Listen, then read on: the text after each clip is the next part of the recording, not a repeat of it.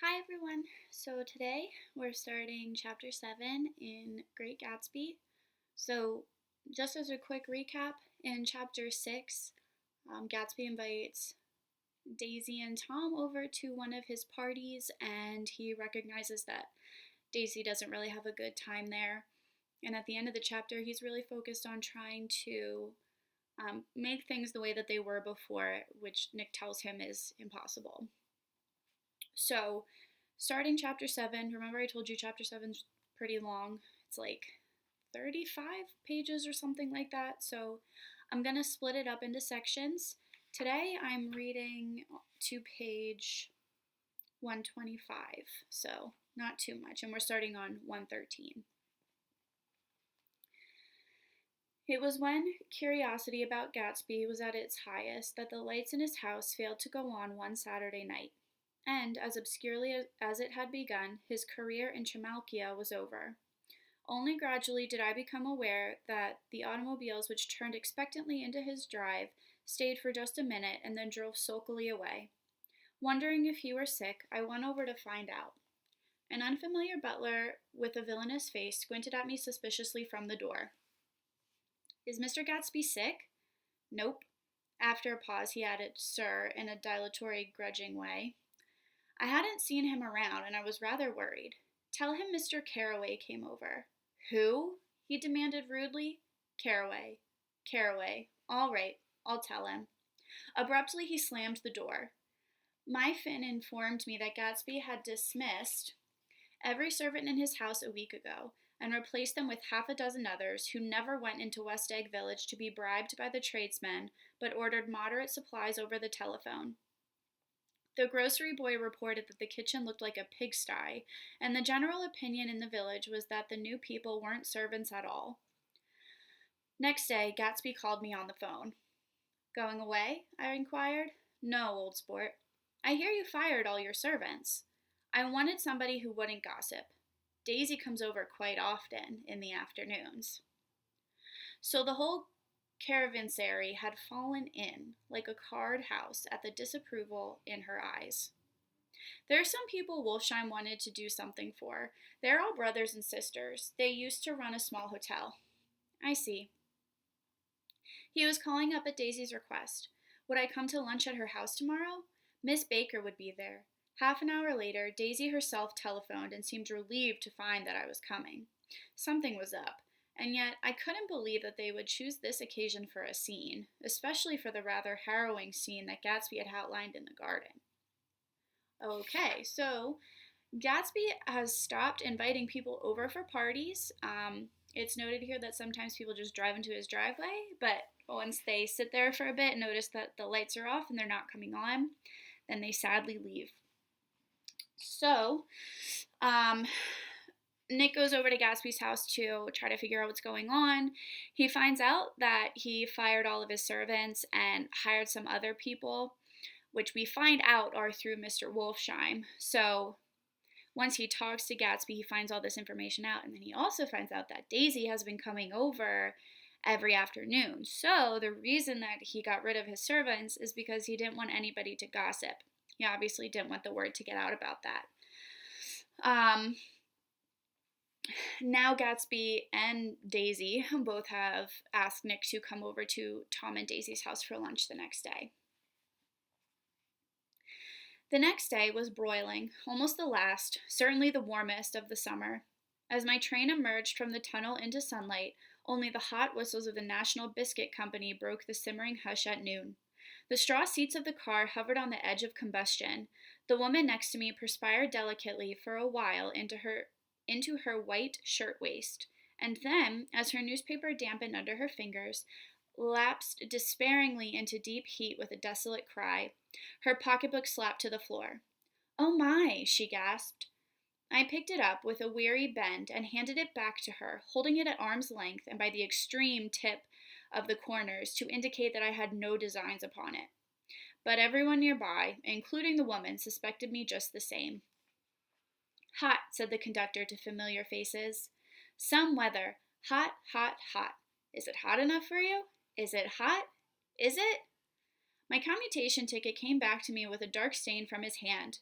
That anyone should care in this heat, whose flushed lips he kissed, whose head made damp the pajama pocket over his heart. Through the hall of the Buchanan's house blew a faint wind, carrying the sound of the telephone bell out to Gatsby and me as we waited at the door. "The master's body," roared the butler into the mouthpiece. "I'm sorry, madam, but we can't furnish it. It's far too hot to touch this noon." What he really said was, "Yes, yes, I'll see." He set down the receiver and came toward us, glistening slightly to take our stiff straw hats. "Madam expects you in the salon," he cried, needlessly indicating the direction. In this heat, every extra gesture was an affront to the common store of life. The room, shadowed well with awnings, was dark and cool. Daisy and Jordan lay upon an enormous couch, like silver idols weighing down their own white dresses against the singing breeze of the fans. "We can't move," they said together. Jordan's fingers, powdered white over their tan, rested for a moment in mine. "And Mr. Thomas Buchanan, the athlete?" I inquired. Simultaneously, I heard his gruff voice, muffled, husky, at the hall telephone. Gatsby stood in the center of the crimson carpet and gazed around with fascinated eyes. Daisy watched him and laughed, her sweet, exciting laugh. A tiny gust of powder rose from her bosom into the air. "The rumor is," Jordan whispered. Whispered Jordan. I'm sorry, I'm mixing these words up. That's Tom's girl on the telephone. We were silent. The voice in the hall rose high with annoyance. "Very well, then. I won't sell you the car at all. I'm under no obligation to you at all. And as for your bothering me about it at lunchtime, I won't stand that at all." "Holding down the receiver," said Daisy cynically. "No, he's not," I assured her. "It's a bona fide deal. I happen to know about it." Tom flung open the door, blocked out its space for a moment with his thick body, and hurried into the room. "Mr. Gatsby!" He put out his broad, flat hand with well-concealed dislike. "I'm glad to see you, sir. Nick?" "Make us a cold drink," cried Daisy. As he left the room again, she got up and went over to Gatsby and pulled his face down, kissing him on the mouth. "You know I love you," she murmured. "You forget there's a lady present," said Jordan. Daisy looked around doubtfully. "You kiss Nick, too? What a low, vulgar girl." "I don't care," cried Daisy, and began to clog on the brick fireplace. Then she remembered the heat and sat down guiltily on the couch, just as a freshly laundered nurse leading a little girl came into the room. Okay, so Nick and Gatsby go over to Tom and Daisy's house for lunch, and when they get there, Tom's on the phone. Jordan and Daisy are hanging out in the living room, and, well, that's what I'm going to call it.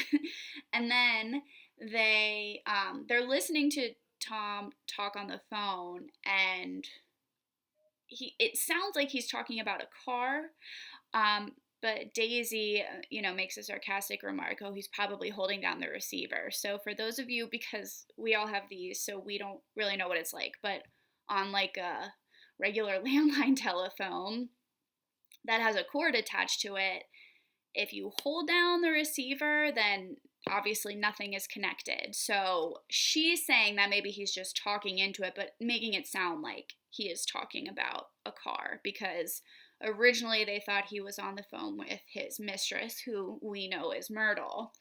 Now Nick assures her and says, "No, I actually know about this deal," which we know as well, because the very first time that Tom takes Nick into the city, they go to Wilson's garage, and Mr. George Wilson and Tom have that conversation about the car that Tom is trying to sell to George. So Nick is saying, "No, it's real. I know what that's about." Now, the most surprising part after this is when Daisy just goes over to Gatsby and kisses him and then tells him that she loves him. So obviously their relationship has gone up this whole other level compared to what we saw before, and even to the point that she's doing this in her own house that she lives at with Tom. Pretty bold. Now Daisy's daughter has just come into the room. "Blessed, precious," she crooned, holding out her arms. "Come to your own mother that loves you." The child, relinquished by the nurse, rushed across the room and rooted shyly into her mother's dress. The blessed precious! Did mother get powder on your old yellowy hair? Stand up now and say, how d'ye do? Gatsby and I in turn leaned down and took the small, reluctant hand. Afterward, he kept looking at the child with surprise. I don't think he had ever really believed in its existence before. I got dressed before luncheon, said the child, turning eagerly to Daisy. That's because your mother wanted to show you off. Her face bent into the single wrinkle of the small white neck. You dream, you absolute little dream. Yes, admitted the child calmly. Aunt Jordan's got on a white dress, too. How do you like your mother's friends? Daisy turned her around so that she faced Gatsby. Do you think they're pretty? Where's Daddy? She doesn't look like her father, explained Daisy. She looks like me. She's got my hair and shape of the face. Daisy sat back upon the couch. The nurse took a step forward and held out her hand. Come, Pammy. Goodbye, sweetheart. With a reluctant backward glance, the well-disciplined child held to her nurse's hand and was pulled out the door. Just as Tom came back, preceding 4 gin rickeys that clicked full of ice. Gatsby took up his drink. They certainly look cool, he said, with visible tension. We drank in long, greedy swallows. I read somewhere that the sun's getting hotter every year, said Tom genially. It seems that pretty soon the Earth's going to fall into the sun. Or wait a minute. It's just the opposite. The sun's getting colder every year. Come outside, he suggested to Gatsby. I'd like you to have a look at the place. I went with them out to the veranda. On the green sound, stagnant in the heat, one small sail crawled slowly toward the fresher sea. Gatsby's eyes followed it momentarily. He raised his hand and pointed across the bay. I'm right across from you. So you are. Our eyes lifted over the rose beds and the hot lawn and the weedy refuse of the dog days along shore. Slowly, the white wings of the boat moved against the blue, cool limit of the sky. Ahead lay the scalloped ocean and the abounding Blessed Isles. There's sport for you, said Tom, nodding. I'd like to be out there with him for about an hour. We had luncheon in the dining room, darkened too against the heat, and drank down nervous gaiety with the cold ale. What'll we do with ourselves this afternoon? Cried Daisy. And the day after that, and the next 30 years. Don't be morbid, Jordan said. Life starts all over again when it gets crisp in the fall. But it's so hot, insisted Daisy on the verge of tears, and everything's so confused. Let's all go to town. Her voice struggled on through the heat, beating against it, molding its senselessness into forms. I've heard of making a garage out of a stable, Tom was saying to Gatsby, but I'm the first man who ever made a stable out of a garage. Who wants to go to town? Demanded Daisy insistently. Gatsby's eyes floated toward her. Ah, she cried, you look so cool. Their eyes met, and they stared together at each other, alone in space. With an effort, she glanced down at the table. You always look so cool, she repeated. She had told him that she loved him, and Tom Buchanan saw. He was astounded.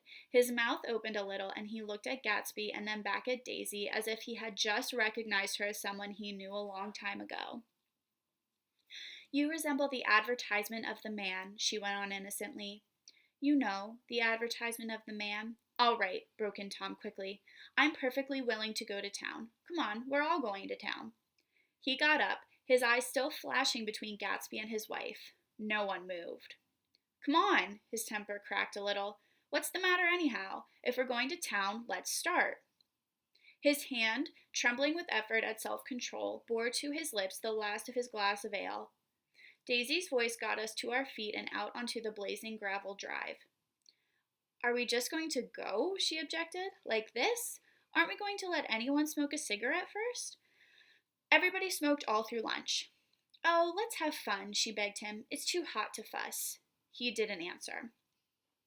Have it your own way, she said. Come on, Jordan. Okay. So now they're, having this kind of strained conversation, and Tom notices what's going on between Gatsby and Daisy. He notices the things that she's saying to him and how she's looking at him and how he's looking at her. So when it says she had told him that she loved him and Tom Buchanan saw, he didn't hear her say those words, but he can see the interaction between them. And he doesn't really address it, but he kind of like cuts in the conversation, just says, okay, let's go to town, and, tries to move along, basically. But now we're going to have to see what happens. They went upstairs to get ready, while we three men stood there shuffling the hot pebbles with our feet. A silver curve of the moon hovered already in the western sky. Gatsby started to speak, changed his mind, but not before Tom wheeled and faced him expectantly. Pardon me? Have you got your stables here? Asked Gatsby with an effort. About a quarter of a mile down the road. Oh, a pause. I don't see the idea of going to town, broke out Tom savagely. Women get these notions in their heads. Shall we take anything to drink? Called Daisy from an upper window. I'll get some whiskey, answered Tom. He went inside. Gatsby turned to me rigidly. I can't say anything in his house, old sport. She's got an indiscreet voice, I remarked. It's full of... I hesitated. Her voice is full of money, he said suddenly. That was it. I had never understood before. It was full of money. That was the inexhaustible charm that rose and fell in it, the jingle of it, the cymbal song of it. High in a white palace, the king's daughter, the golden girl. Tom came out of the house wrapping a quart bottle in a towel, followed by Daisy and Jordan wearing small tight hats of metallic cloth and carrying light capes over their arms. Shall we all go in my car? Suggested Gatsby. He felt the hot green leather of the seat. I ought to have left it in the shade. Is it standard shift? Demanded Tom. Yes. Well, you take my coupe and let me drive your car to town. The suggestion was distasteful to Gatsby. I don't think there's much gas, he objected. Plenty of gas, said Tom boisterously. He looked at the gauge. And if it runs out, I can stop at a drugstore. You can buy anything at a drugstore nowadays. A pause followed this apparently pointless remark. Daisy looked at Tom frowning, and an indefinable expression, at once definitely unfamiliar and vaguely recognizable, as if I had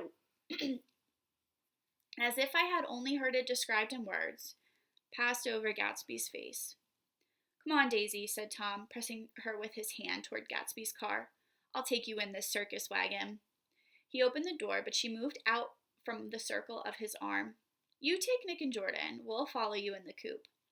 She walked close to Gatsby, touching his coat with her hand. Jordan and Tom and I got into the front seat of Gatsby's car.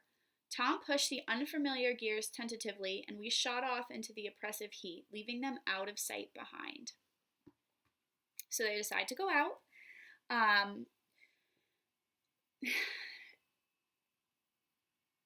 One of the things that Gatsby and Nick talk about is how Daisy's voice is full of money.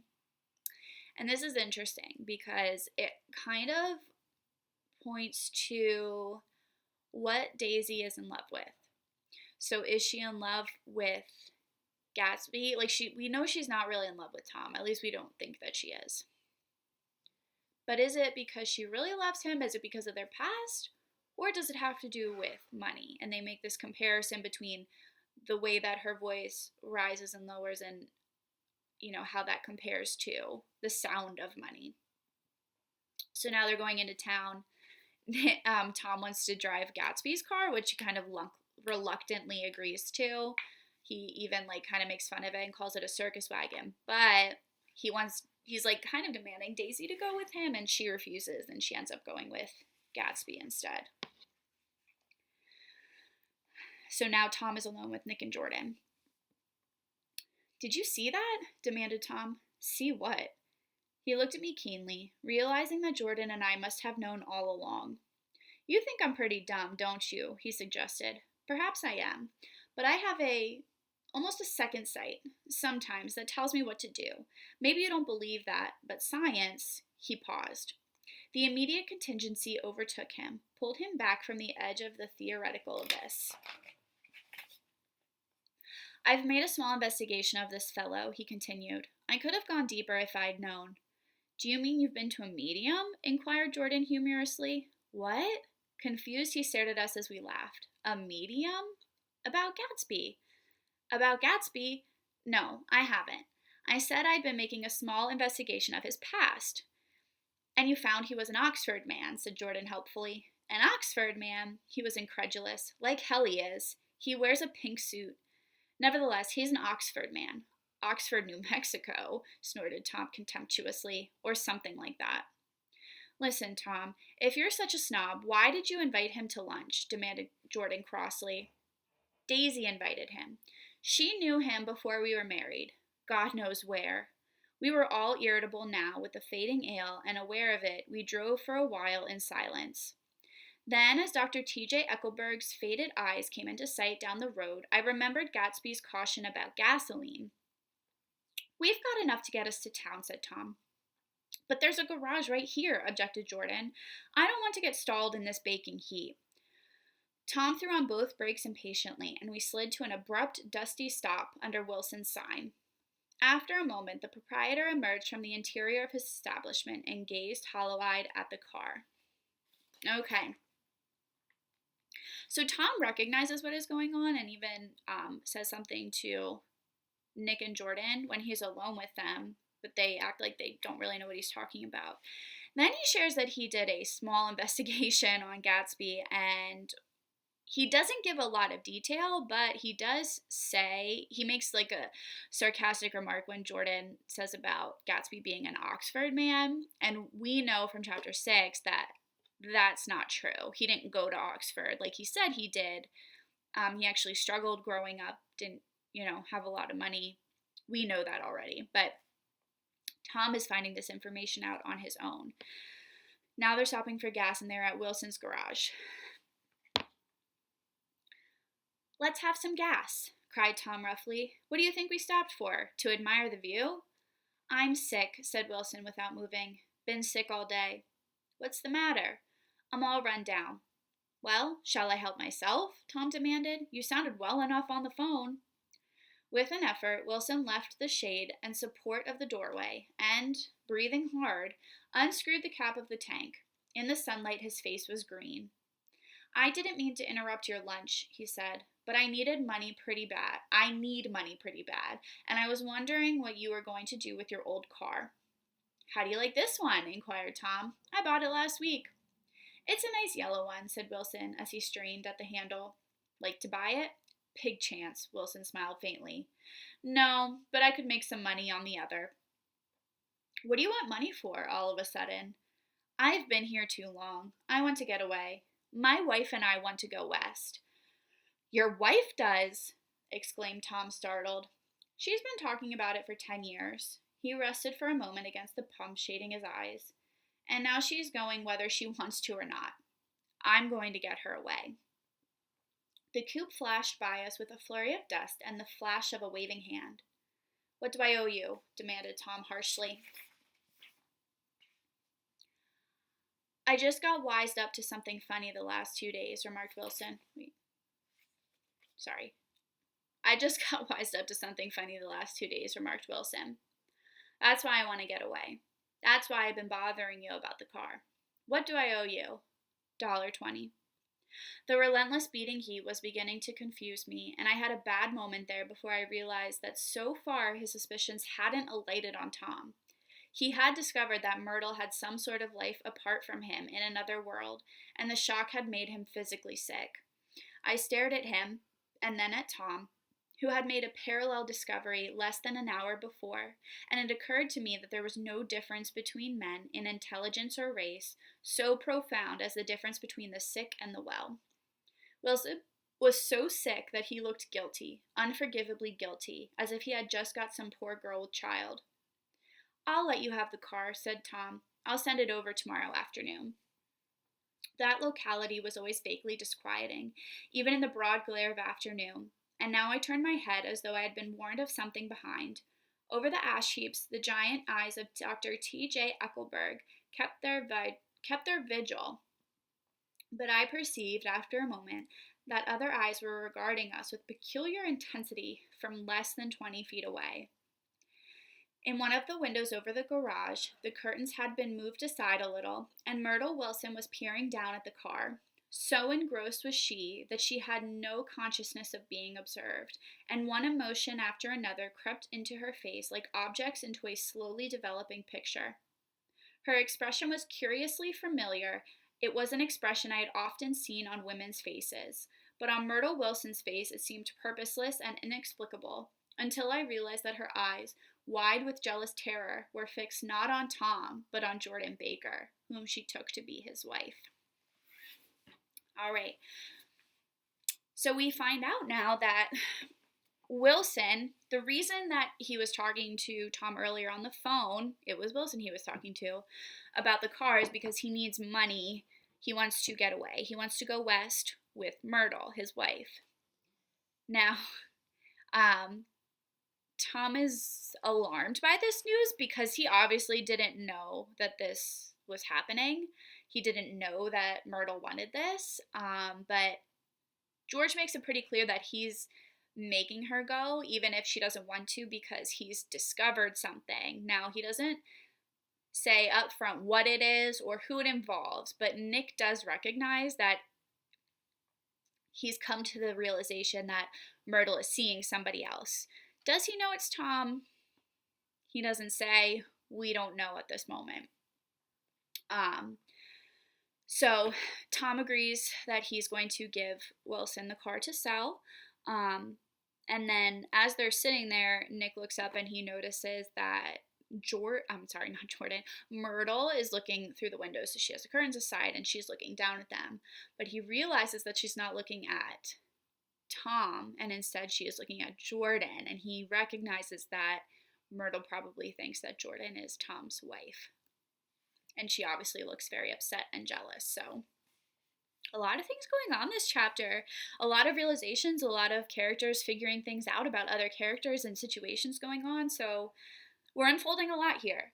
But that's all we're going to do for chapter 7 today. If you have any questions, please reach out and let me know.